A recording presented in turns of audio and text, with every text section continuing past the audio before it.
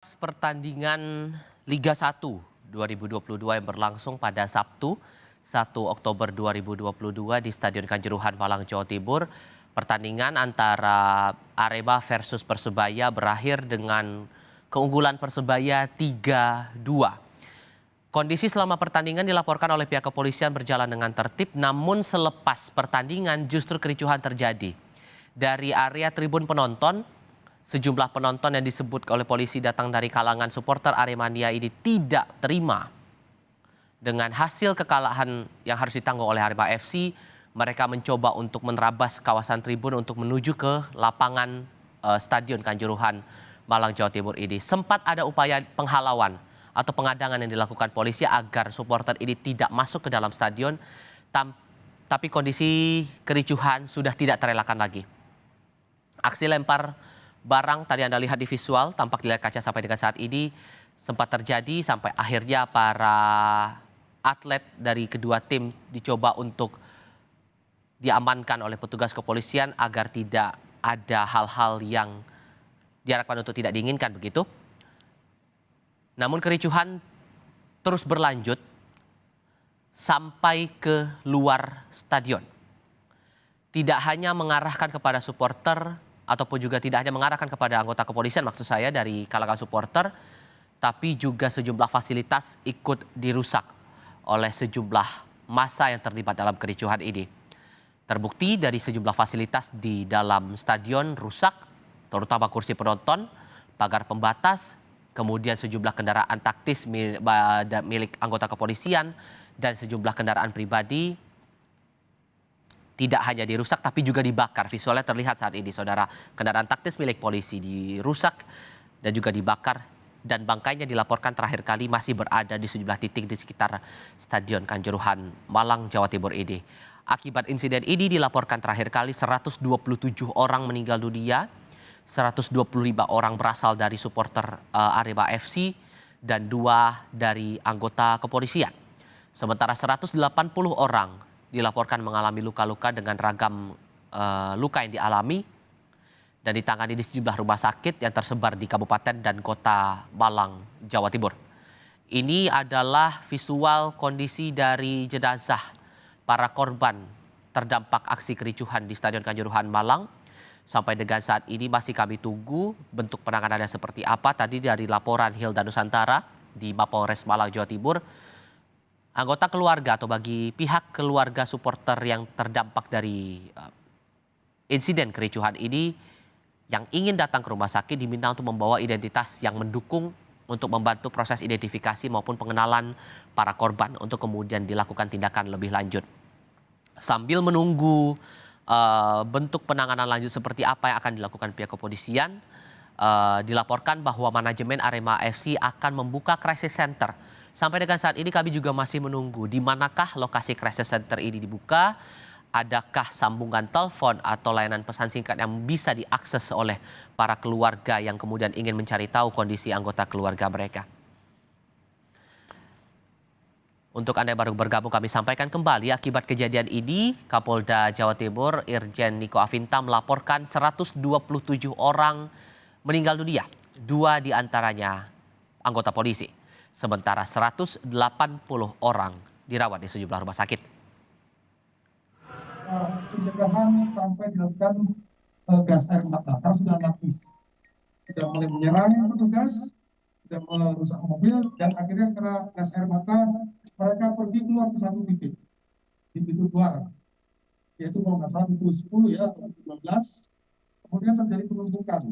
Di dalam proses penumpukan itulah terjadi sesak napas, kekurangan oksigen, yang oleh tim medis dan tim tergabungan ini dilakukan upaya penolongan yang ada di dalam stadion. Kemudian juga dilakukan evakuasi ke beberapa rumah sakit. Dalam kejadian tersebut telah meninggal 127 orang, 2 diantaranya anggota Polri dan 125. Yang meninggal di stadion ada 34, kemudian yang lain meninggal di rumah sakit pada saat upaya proses penolongan. Lalu ada 13 mobil yang rusak, 10 diantara mobil dinas, milik Polri, ada mobil patroli, mobil Brimob, mobil Tatmal, mobil K9, dan juga ada mobil pribadi. Kemudian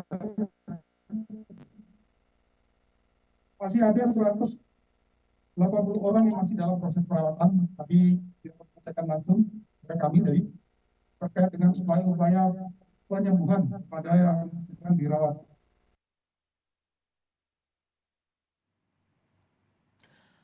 Untuk menghindari dampak kericuhan, para pemain Persebaya turut dievakuasi ke ruang ganti. Visualnya terlihat di layar kaca saat ini, saudara. Beruntung para pemain tidak mengalami luka-luka. Dengan pengawalan ketat aparat kepolisian, para pemain dibawa menggunakan kendaraan taktis untuk meninggalkan stadion. Assalamualaikum warahmatullahi wabarakatuh.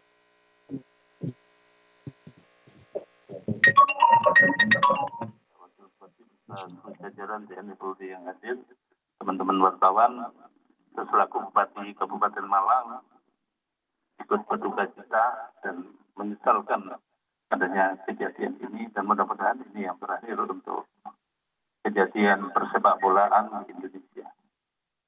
So, langkah-langkah yang kami tempuh ya sudah kejadian, saya perintahkan Pak Wabub, memang saya perintahkan untuk mengawal mulai dari awal pertandingan sampai terakhir dan mengomando di lapangan, dan dinas kesehatan setelah terjadi ini saya perintahkan semua ambulan kita kerahkan, hampir 50 ambulan untuk mengevakuasi korban yang ada.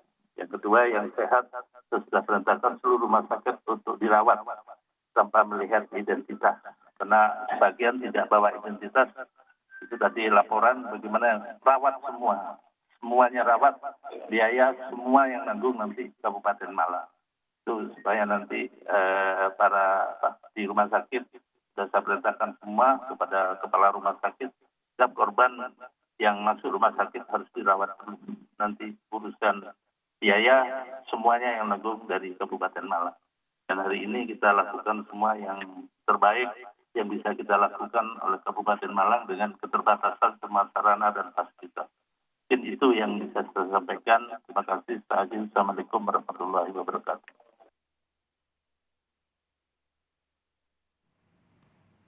Keterangan yang Anda dengar tadi merupakan pernyataan dari Bupati Malang, Sanusi, yang menegaskan bahwa seluruh biaya bagi para korban terdampak kericuhan ini akan ditanggung oleh pemerintah Kabupaten Malang, Jawa Timur. Ia juga menyampaikan rasa prihatin atas insiden yang terjadi di Stadion Kanjuruhan hingga memicu korban jiwa sebanyak 127 orang. Saat ini kita sudah bergabung dengan jurnalis Kompas TV Andi Masbudi yang sudah berada di Malang, Jawa Timur. Andi, bantu saya untuk mengetahui apa yang Anda lihat, apa yang Anda pantau untuk kondisi sekarang di Malang selepas kericuhan ini. Karena dilihat di belakang Anda, bangkai kendaraan polisi yang dirusak ini masih berada di sana ya. Apalagi yang harus ditunggu di sana? Iya, betul sekali. Kita dan juga saudara, memang kondisi saya saat ini ataupun posisi saya saat ini sedang berada di sekitar Stadion Kanjuruhan. Terkait suasana seperti apa saat ini, memang kondisinya memang sudah lumayan kondusif, hanya terlihat seperti yang ada di belakang saya sisa-sisa dari peristiwa yang terjadi di malam tadi pasca pertandingan Arema melawan Persebaya. Sementara itu memang ada beberapa kendaraan yang terlihat rusak ketika saya berjalan ke sini, dan saat ini sedang dilakukan ataupun baru saja dipasang garis polisi oleh pihak kepolisian terkait. Sementara itu sepanjang perjalanan saya menuju ke Stadion Kanjuruhan dari Polres Malang tadi, memang situasi lalu lintas memang cukup lancar, namun memang ada beberapa lalu lalang ambulan yang terus saja terlihat karena memang membawa jenazah seperti itu, Tifa. Ada pembatasan akses tidak untuk warga yang akan menuju ke stadion untuk saat ini? Untuk saat ini seperti yang Anda tanyakan terkait akses pembatasan untuk warga memang belum tampak ya. Memang yang jelas saat ini seluruh elemen yang ada di Kabupaten Malang, Forkopimda tengah fokus terhadap penanganan korban terkait masalah kerusakan infrastruktur akibat peristiwa pasca Arema melawan Persebaya memang akan dilakukan setelah penanganan seluruh korban selesai. Iva. Oke, karena aksesnya masih dibuka, jadi masyarakat masih berada di situ. Apakah tidak ada pengamanan khusus lagi di sana atau bagaimana Anda bisa gambarkan soal ini? Sementara itu memang terkait pengamanan yang kami lihat memang sejauh ini tidak tampak dan juga masih relatif kondusif baik dari warga Malang maupun dari pihak keamanan karena memang pihak keamanan sendiri tidak ingin terjadi keributan untuk kedua kalinya memang pasca peristiwa Arema melawan Persebaya. Sementara itu seluruh personil tadi berada di Polres Malang terkait dengan keberadaan dari Kapolda Jawa Timur Irjen Niko Afinta. Baik, untuk saat ini akses warga masih berada di situ. Fokus dari polisi Anda sudah sampaikan bahwa saat ini adalah penanganan para korban.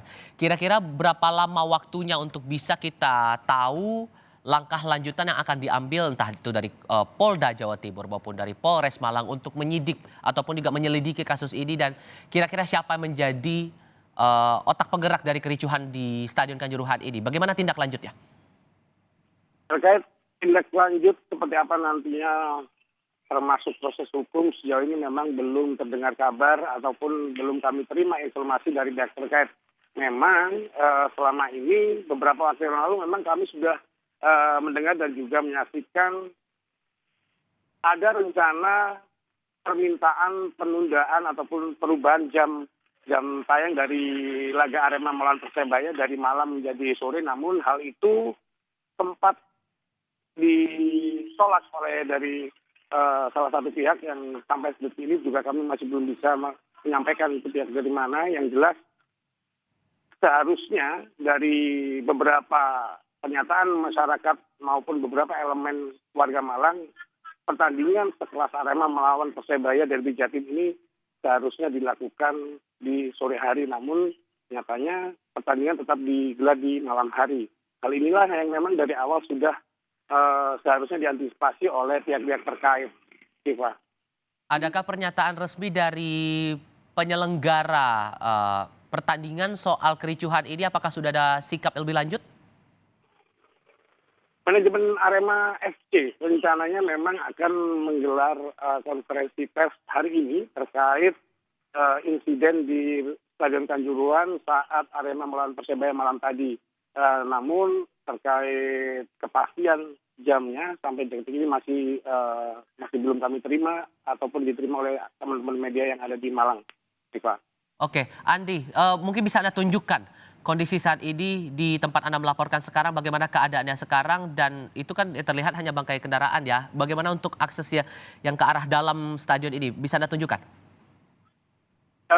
Terkait kondisi saya saat ini memang berada di belakang stadion dari Kanjuruhan Kabupaten Malang. Memang masih dalam lingkup stadion di mana ada beberapa bangkai kendaraan yang rusak. Kalau terlihat dari belakang saya sepertinya memang dari pihak kepolisian ya kendaraan ini. Namun yang jelas terkait akses masuk ke pintu stadion, tadi setelah kami cek memang masih dalam keadaan terkunci, masih belum ada yang boleh masuk.